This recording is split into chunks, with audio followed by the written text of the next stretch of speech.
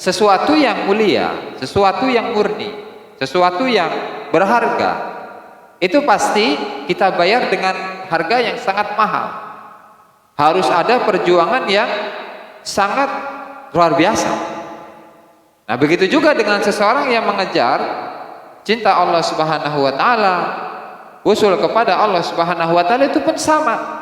Harus ada pembuktian, harus ada perjuangan, harus ada riyadhah, harus ada mujahadah. Mujahadahnya apa? Mujahadahnya adalah melawan hawa nafsu yang ada dalam diri.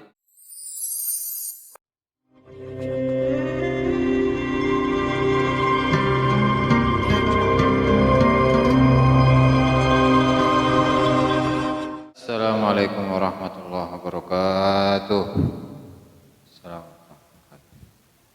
Alhamdulillah, salatu wassalamu ala rasulillah Muhammad ibn Abdillah wa ala alihi wa sahbihi wa la hawla wa la quwata illa billah. Nawaina ta'allum wa ta'lim naful intifa' wa tadhakkur wa tazkir wal ifadata wal istifada wal hasada tamassuki bi kitabillahi wa sunnati rasulih wa du'a ila al huda wa dalalata ala al khair ibtigha'a wajhihi wa qurbihi wa thawabihi subhanahu wa ta'ala. Rabbi shrah li sadri wa yassir li amri wahlul 'uqdatam min lisani yafqahu qawli. Amma ba'du. Para hadirin hadirat jamaah majelis dzikir Ponpes Sekian Al-Mubarak hafizakumullah. Alhamdulillah, pada malam hari ini kita masih diberi kesehatan, kesempatan, peluangan oleh Allah Ta'ala sehingga kita bisa bersama-sama mengaji kitab Al-Minahus Tsaniyah Alal Wasiyatil Madbuliyah karya Syekh Abdul Wahab Asy'arani rahimahullahu ta'ala. Sebelum kita mulai, mari kita hadiahkan Al-Fatihah terlebih dahulu kepada mu'alliful kitab, semua ulama, semua guru kita, semua orang tua kita, muslimin, muslimat, mu'minin, mu'minat ala hadiniyah wa ala kulli niyatin salihah wa ala manawa bihi aslafuna salihun wa ila hadratin Nabi Muhammad sallallahu alaihi wasallam. Al-Fatihah. A'udzu billahi minasyaitonir rajim. Bismillahirrahmanirrahim. Alhamdulillahirabbil alamin arrahmanir rahim maliki yaumiddin iyyaka na'budu wa iyyaka nasta'in ihdinas siratal mustaqim siratal ladzina an'amta 'alaihim ghairil maghdubi 'alaihim waladdallin.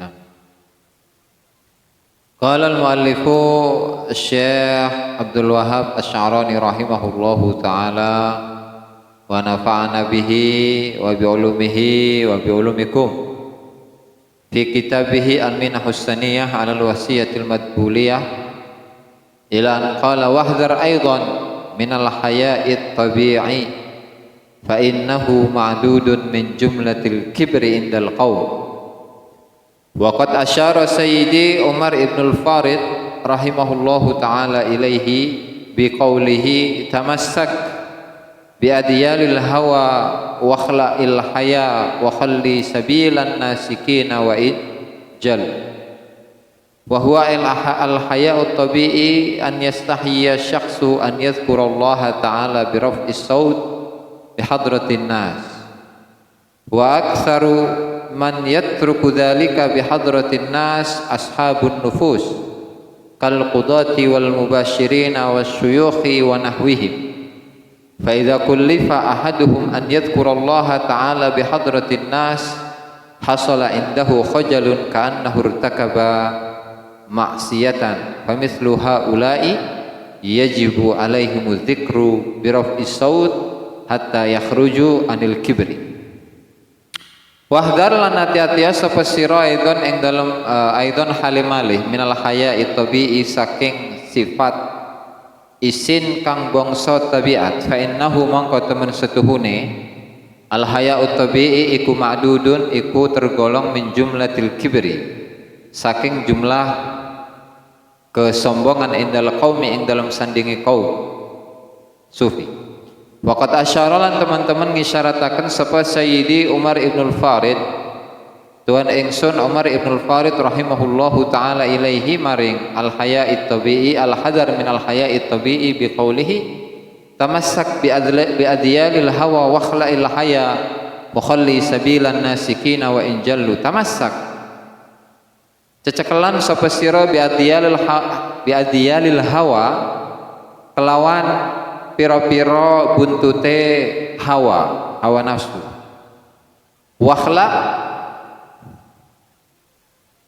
Wakhla lan nyopoto sapa sira al haya ing sifat isin, wa khalli lan ngosongaken sapa sira sabilan nasikina ing dalane pira-pira wong kang ahli ibadah, wa in jallu lan senajan setitik sapa nasikin.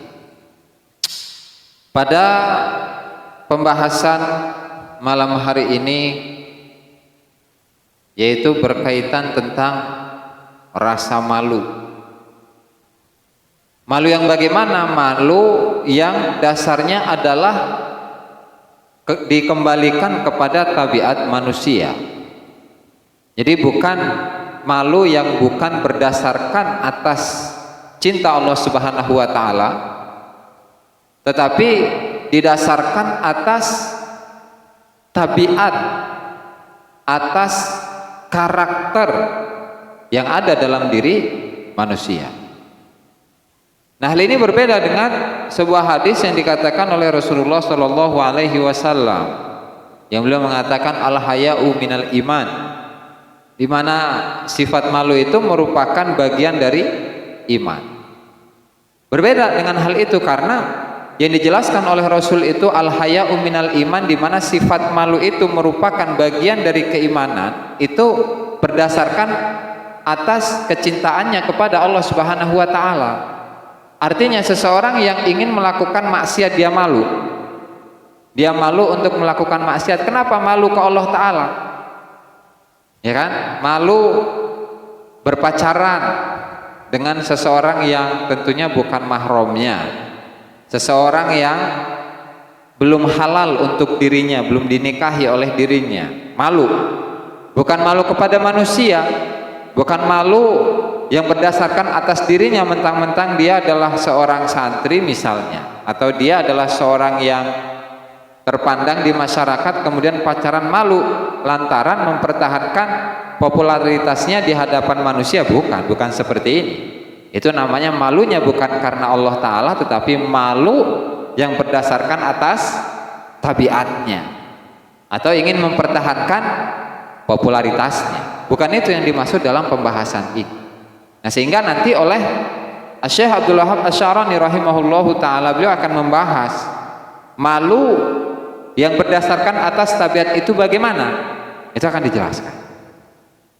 Dan hal ini al-hadharu minal haya'it tabi'i, atau penghindaran kita dari rasa malu yang berdasarkan atas tabiat manusia, itu sesuai dengan apa yang dikatakan oleh Al-Imam Umar Ibnul Farid rahimahullahu ta'ala, yang merupakan seorang ahli sufi pada abad ke-7 Hijriah, yang beliau itu termasuk salah satu ahli sufi yang tergolong sufi atau tasawuf falsafi gitu ya, seorang ahli tasawuf yang sangat mendalam gitu, yang mirip-mirip lah 11-12 dengan Al-Imam Muhyiddin Ibnu Arabi rahimahullahu ta'ala. Beliau mengatakan, oh ya, salah satu dari syair yang Syekh Umar Ibnul Farid beliau katakan itu adalah zidni bi fartil hubbi tahayyuran warham hasya bila hawa kata sa'ara. Itu adalah nadhaman atau qasidah yang beliau sampaikan di dalam diwannya, yang menunjukkan bagaimana besarnya cintanya Al-Imam Umar Ibnul Farid rahimahullahu ta'ala kepada Allah Subhanahu wa ta'ala. Dalam hal ini, dalam Al-Haya'ut Tabi'i, beliau mengatakan tamassak bi adyalil hawa wakhla'il haya. Berpegang teguhlah engkau wahai para salikin dengan bi adyalil hawa, dengan ekor-ekornya hawa. Jadi hawa ini bisa berarti dua. Arti yang pertama, hawa yang artinya adalah hawa nafsu. Hawa nafsu yang ada dalam diri manusia, yang hawa nafsu ini mengalir dalam diri manusia seperti mengalirnya darah. Itu pertama. Arti hawa yang kedua, hawa ini merupakan salah satu dari tingkatan kecintaan kepada Allah Subhanahu wa taala.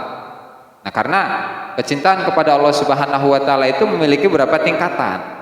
Itu kan ada mahabbah, kemudian ada al-isyq, kemudian ada asyauq, kemudian ada al-junun, kemudian ada al-hawa dan seterusnya. Nah, hawa ini merupakan salah satu dari tingkatan dalam kecintaan seseorang kepada Allah Subhanahu wa taala. Sehingga dalam artinya, dalam penerjemahannya, tamassak bi adyalil hawa, berpegang teguhlah engkau wahai para salikin dengan ekor-ekornya kecintaan kepada Allah Subhanahu wa taala.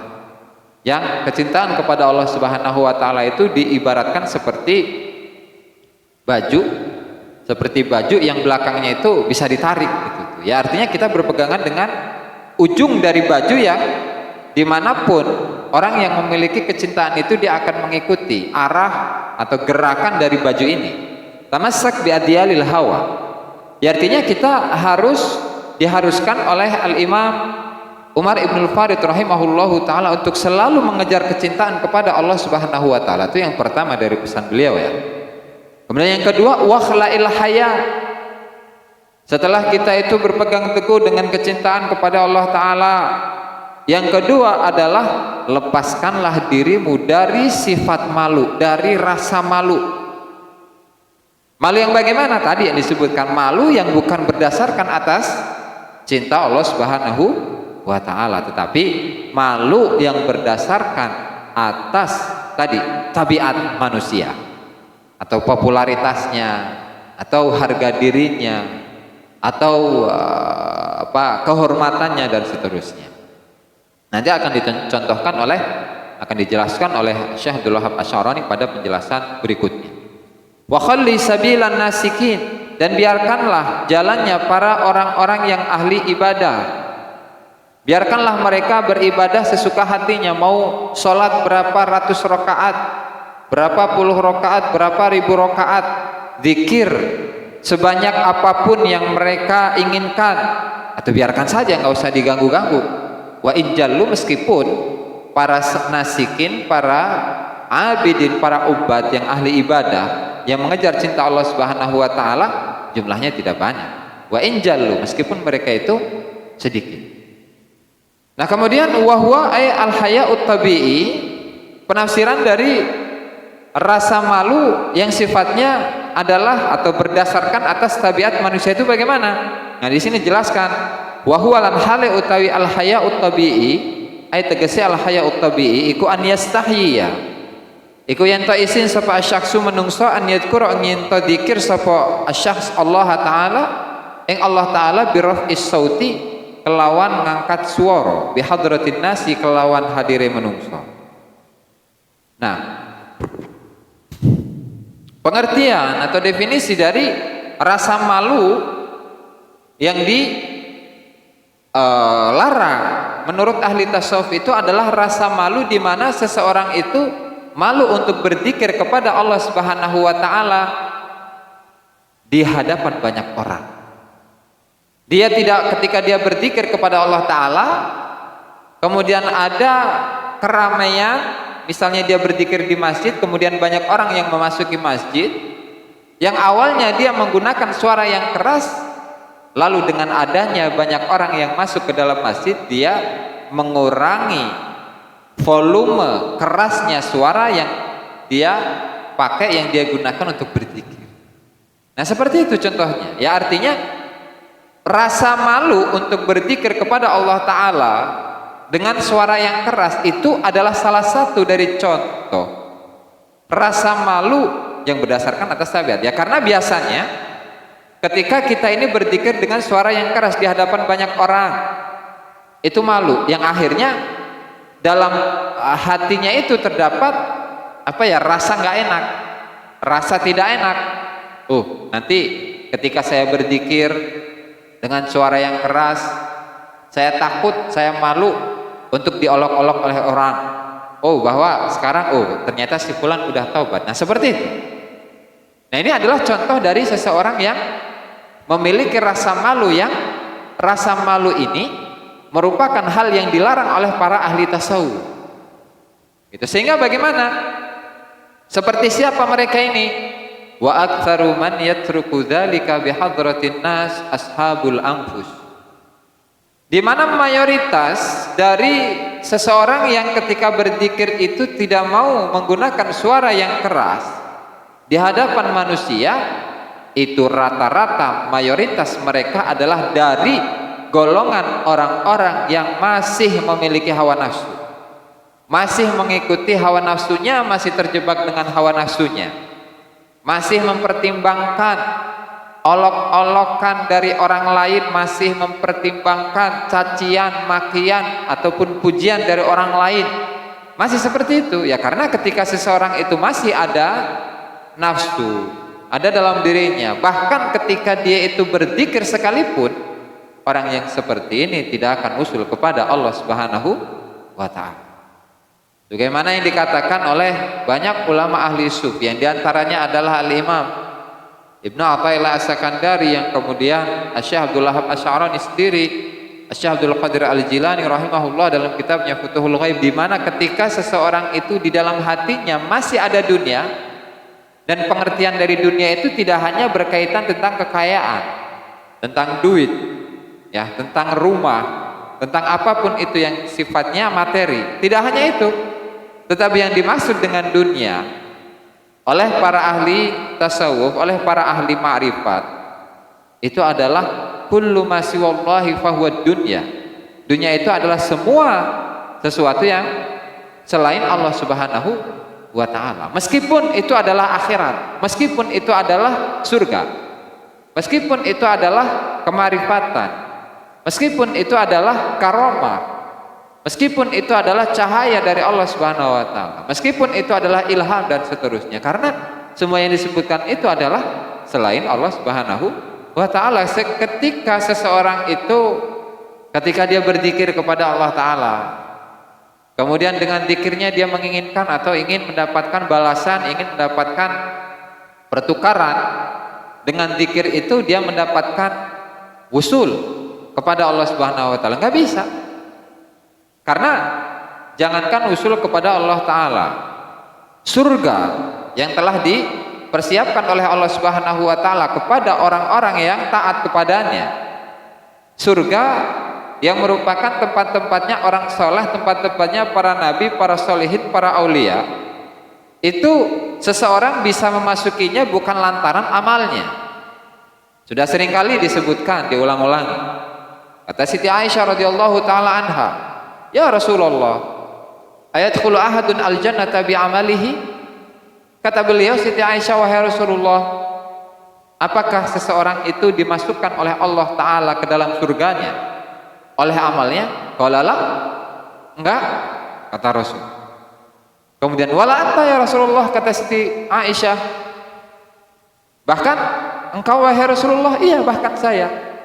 Illa an yataghammadani Allahu birahmatih, kecuali jika saya ini diliputi oleh rahmatnya Allah Subhanahu wa ta'ala, sehingga ketika saya diliputi oleh rahmatnya Allah ta'ala, maka saya akan dimasukkan surganya Allah Subhanahu wa ta'ala, dimasukkan ke dalam surganya Allah Subhanahu wa ta'ala. Artinya surga sekalipun yang disiapkan oleh Allah ta'ala kepada orang-orang yang soleh itu bukan merupakan imbalan, bukan merupakan pertukaran dengan amal-amal yang dilakukan oleh manusia.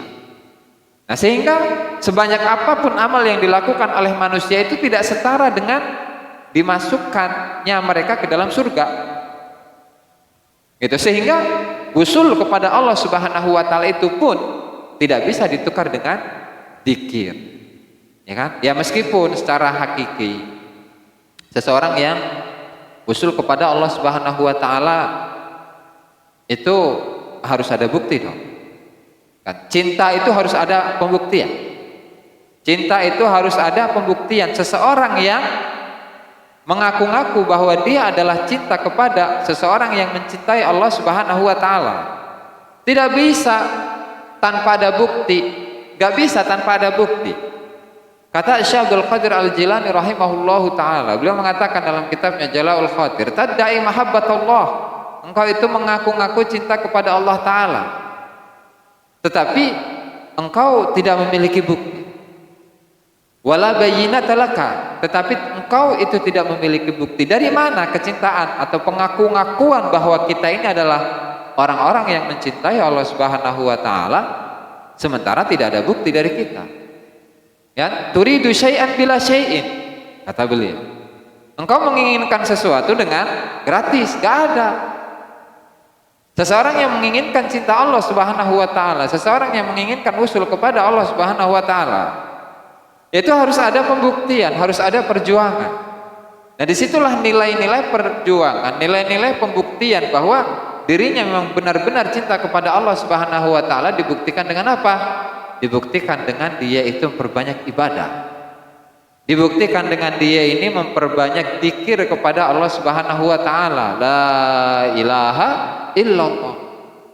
Memperbanyak zikir kepada Allah taala, memperbanyak salat sunnah, memperbanyak tahajud, memperbanyak salat duha, memperbanyak istighfar, memperbanyak sholawat dan seterusnya. Ya begitu. Gambaran dari orang-orang yang menginginkan atau mengejar cinta Allah Subhanahu wa taala. Ya karena gak ada yang gratis. Gak ada yang gratis, ya kan?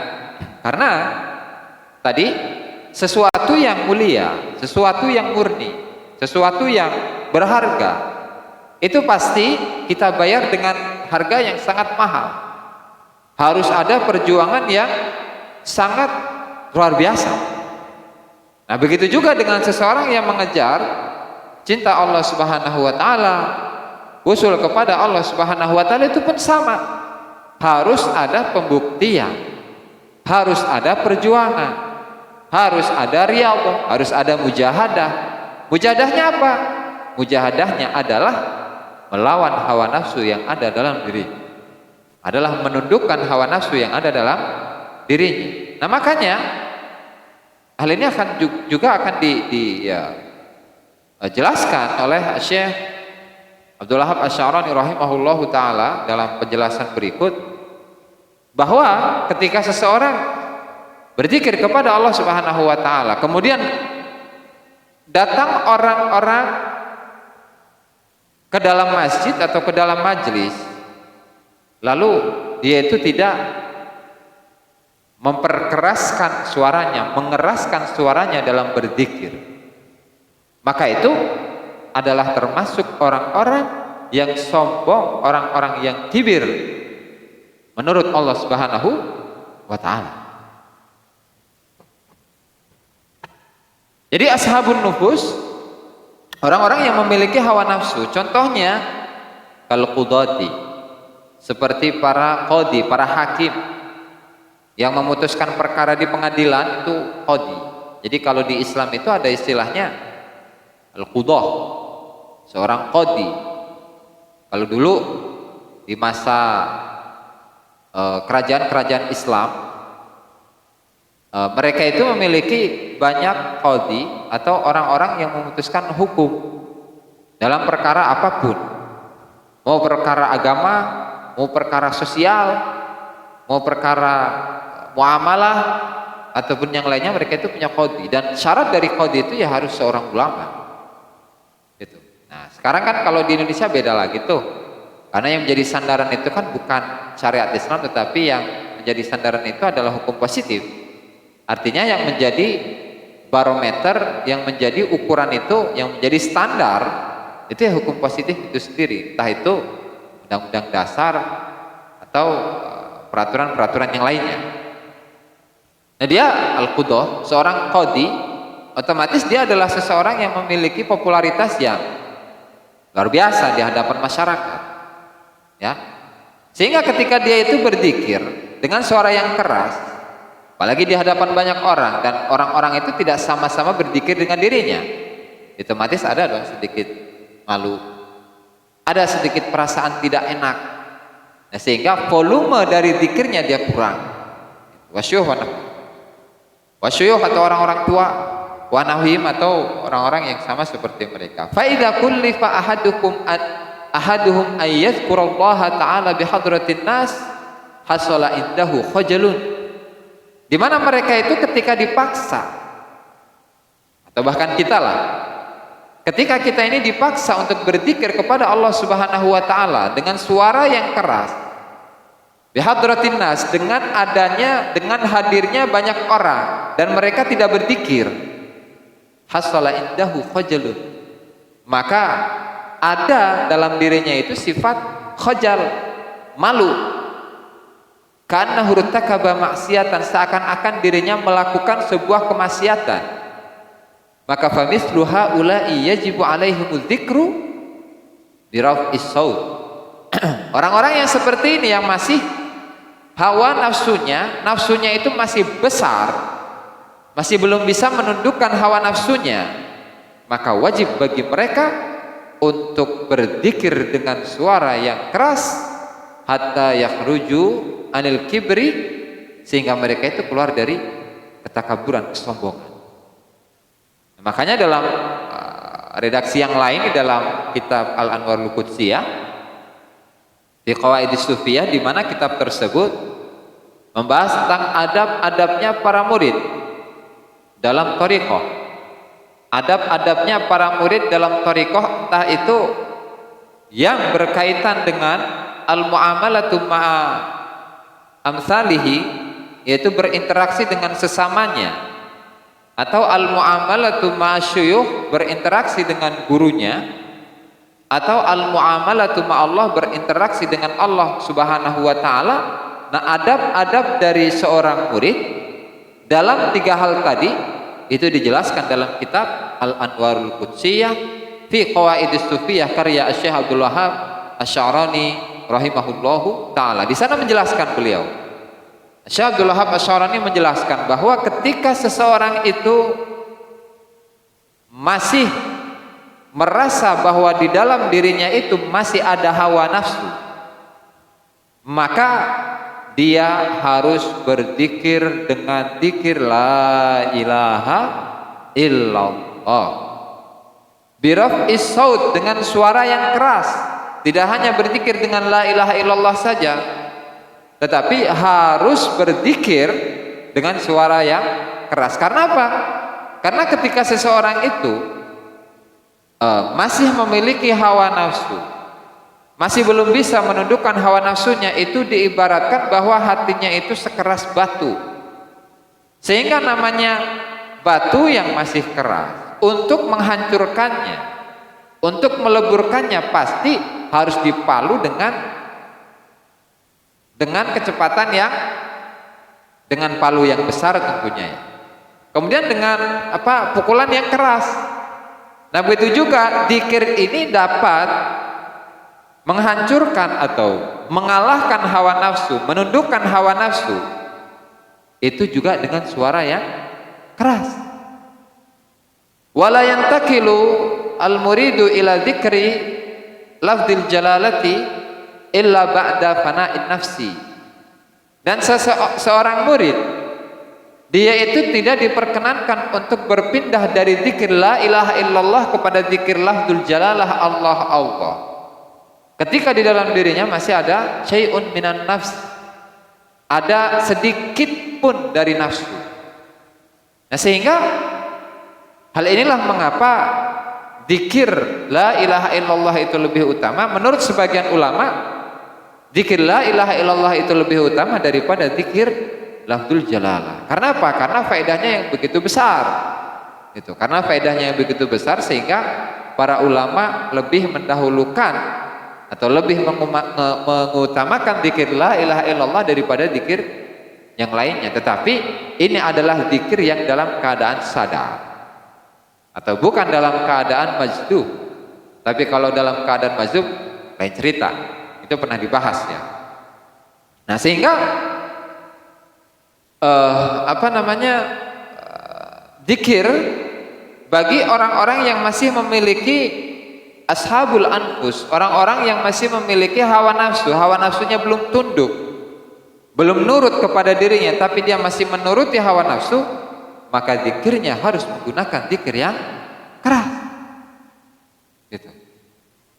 Dan seseorang tidak diperkenankan untuk meninggalkan tempat zikirnya kecuali ketika dia sudah usul kepada Allah Subhanahu wa ta'ala, ketika hatinya sudah bercahaya, ketika hatinya sudah dibukakan pintu kemakrifatan tentang Allah Subhanahu wa taala. Artinya ketika seseorang belum usul kepada Allah Subhanahu wa taala, ya dia dalam zikirnya ya dia harus duduk gitu. Harus duduk, konsentrasi, tawasul, hadorotan dengan tata cara yang ada di dalam thariqah.